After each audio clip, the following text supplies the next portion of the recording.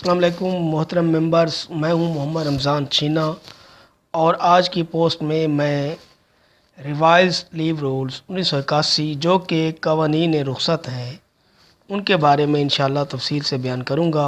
Post شروع کرنے سے پہلے میری آپ تمام لوگوں سے گزارش ہے کہ آپ میرے channel education and technical teacher on line کو سبسکرائب کریں۔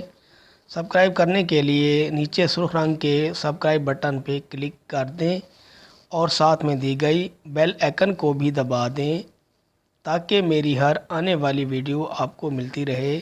شکریہ۔ لیو رولز 13 جولائی 1981 کو ریوائز کیے گئے۔ یہ rules civil servants act 1974 section 23 کے تحت ہیں۔ 1 جولائی 1978 کے بعد والے سرکاری ملازمین ان سے استفادہ حاصل کر سکیں گے۔ فنانس ڈپارٹمنٹ نے 5 نومبر 1978 کو ان رولز کا لیٹر جاری کیا۔ سول سروینٹ سروس کے دوران کئی مرتبہ بیماری یا ذاتی کام کے عوض چھٹی حاصل کرتا ہے۔ یہ چھٹی ایک سرکاری ملازم کا استحقاق یعنی حق بھی ہوتا ہے اور بعض اوقات یہ سرکاری ملازم کا استحقاق نہیں بھی ہوتا، مگر پھر بھی وہ چھٹی حاصل کرتا ہے۔ لیو از ٹو بی ارنڈ چھٹی کب حاصل کی جا سکتی ہے؟ ہر سرکاری ملازم جو سول سروینٹ کہلاتا ہے چھٹی حاصل کر سکتا ہے۔ اس ملازمت پر بھی جو کسی غیر ملکی حکومت کی انتظامیہ کے ماتحت ہو، بشرطے کہ اس ملازمت کے عوض رخصتی تنخواہ حکومت کو ادا کر دی جائے۔ اس ملازم کو بھی رخصت حاصل کرنے کا استحقاق حاصل ہوتا ہے۔ ڈپارٹمنٹ جہاں موسم گرما کی چھٹیاں ہوتی ہیں، محکمہ تعلیم میں اساتذہ کو موسم گرما کی تعطیلات ہوتی ہیں تو اساتذہ کرام ویکیشن کی کیٹیگری میں آتے ہیں۔ نان ویکیشن ڈپارٹمنٹ جہاں پہ موسم گرما کی تعطیلات نہیں ہوتی، جیسا کہ محکمہ تعلیم میں کلرک کلاس 4 وغیرہ، اس میں دوسرے محکمہ جات کے سرکاری ملازمین بھی آ سکتے ہیں۔ ارننگ اینڈ ایکومولیشن آف لیو چھٹی کا حاصل اور جمع کرنا۔ ایک سرکاری ملازم جو نان ویکیشن ڈپارٹمنٹ سے تعلق رکھتا ہے وہ پوری تنخواہ پر ایک کیلنڈر مہینے کے مطابق نوکری کے عوض ایک مہینہ میں 4 چھٹیاں حاصل کر سکتا ہے۔ 15 دن یا اس سے کم کا عرصہ ڈیوٹی کا پیریڈ چھٹی حاصل کرنے میں معاون ثابت نہیں ہوتا، البتہ 15 دن سے زیادہ کی ڈیوٹی پورا مہینہ ڈیوٹی تصور ہوگی۔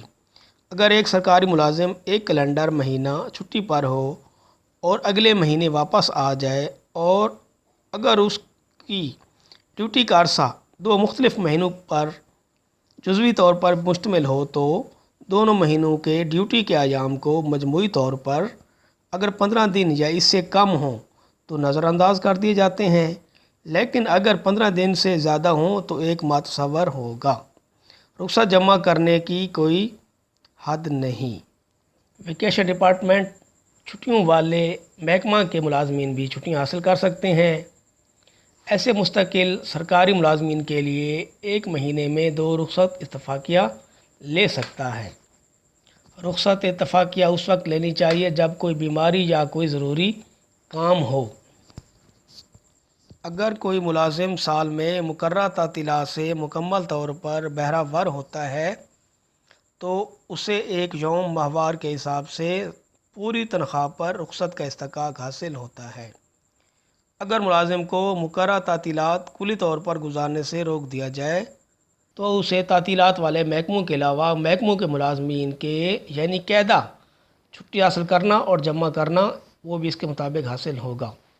اگر سرکاری ملازم کو جزوی طور پر تعطیلات گزارنے سے روک دیا جائے تو اسی تناسب سے رخصت کا استحقاق یعنی قاعدہ چھٹی حاصل کرنے اور جمع کرنے کے مطابق ہوگا۔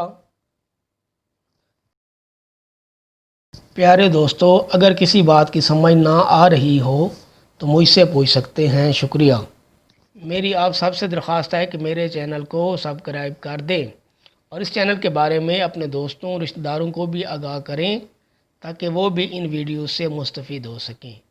میری آپ سے یہ بھی گزارش ہے کہ میرے چینل کو لائک اور شیئر کر دیں۔ شکریہ۔